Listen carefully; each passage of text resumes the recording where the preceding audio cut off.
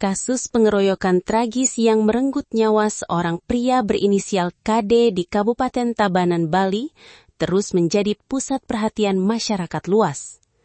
Peristiwa kelam yang bermula dari tuduhan pencurian ayam di Banjar Dinas Juwuk Legi tersebut berujung maut setelah korban diamuk massa.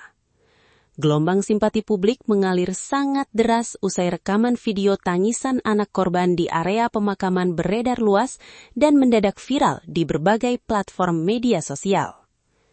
Dukungan serta bantuan dari berbagai pihak langsung mengalir ke kediaman keluarga almarhum di Desa Sidatapa, Buleleng. Namun, di tengah derasnya uluran tangan dan kepedulian dari masyarakat, muncul isu miring yang mempertanyakan kondisi ekonomi keluarga yang ditinggalkan. Perbincangan hangat mendadak mencuat di tengah masyarakat mengenai kondisi bangunan tempat tinggal keluarga korban. Muncul anggapan dan tuduhan bahwa keluarga almarhum sebenarnya hidup dalam kondisi serba berkecukupan, serta memiliki rumah mewah berlantai granit. Narasi tersebut sempat memicu polemik di kalangan netizen yang mempertanyakan kelayakan keluarga menerima bantuan. Keraguan publik mengenai status ekonomi almarhum beserta istri dan ketiga anaknya pun bergulir makin liar di ruang digital.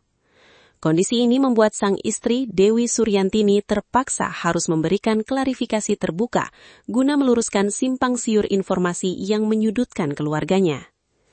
Dewi Suryantini secara tegas membantah seluruh tuduhan yang menyebutkan bahwa rumah mewah berlantai granit tersebut merupakan milik pribadi keluarganya. Bangunan teras dan rumah yang menjadi sorotan itu sebenarnya merupakan milik kerabat almarhum yang kebetulan sering berada di luar kota. Sang istri menjelaskan bahwa keluarganya memang pernah menempati lokasi tersebut. Berdasarkan adat dan tradisi setempat, seorang istri yang baru saja kehilangan suami diwajibkan untuk berdiam di rumah milik sendiri, bukan menumpang di tempat orang lain. Klarifikasi ini sekaligus mematahkan spekulasi yang menilai kehidupan almarhum tergolong mampu, mengingat latar belakang pekerjaan almarhum yang hanya mengandalkan pendapatan sebagai buruh harian lepas. Kenyataan pahit mengenai kondisi finansial keluarga korban turut diperkuat oleh pernyataan resmi pihak pemerintah desa setempat. Berdasarkan basis data kependudukan desa, keluarga almarhum secara resmi terdaftar sebagai warga tidak mampu. Penghasilan almarhum sebagai buruh dan usaha sang istri yang bekerja menganyam tidak pernah mencukupi kebutuhan harian. Bahkan, sang istri mengaku kerap mengutang serta bergantung pada bantuan beras dari para tetangga sekitar untuk sekadar menyambung hidup. Sebelum peristiwa tragis terjadi, almarhum sempat menyerahkan sejumlah uang untuk melunasi biaya gedung sekolah anak pertamanya yang baru masuk jenjang sekolah menengah kejuruan, tanpa diketahui pasti dari mana uang tersebut diperoleh.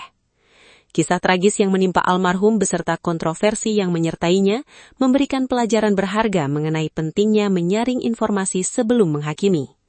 Di balik prasangka yang beredar di media sosial, terdapat realitas kehidupan sulit yang harus ditanggung oleh seorang janda beserta 3 anak yang kehilangan tulang punggung keluarga. Kini, di samping proses hukum dan ekshumasi yang sedang dijalankan oleh kepolisian terkait aksi pengeroyokan, diharapkan kebenaran dapat berdiri tegak dan bantuan yang disalurkan benar-benar tepat sasaran. Ada banyak juga berita yang terbaru mengatakan mboknya ini punya rumah yang berlantai granit di Lebah. Itu ternyata benar apa enggak, Mbok? Enggak benar. Tidak benar ya? Itu punya Pak Parte. Itu punya Pak Parte, paman ya? Paman. Oh, Pak Parte. Paman dari Kesia. Paman kayaknya. Pak Parte itu tinggal di sini. Orang asli Orang sini, tapi kadang di luar kota dia. Oh, kadang di luar kota. DPR pejabat? Oh. Ini kakaknya nih. Oh, berarti selama ini Mbok nempati rumah di situ numpang ya? Oh, pernah? Pernah. Berarti sekarang tinggal di sini. Oh, maksudnya.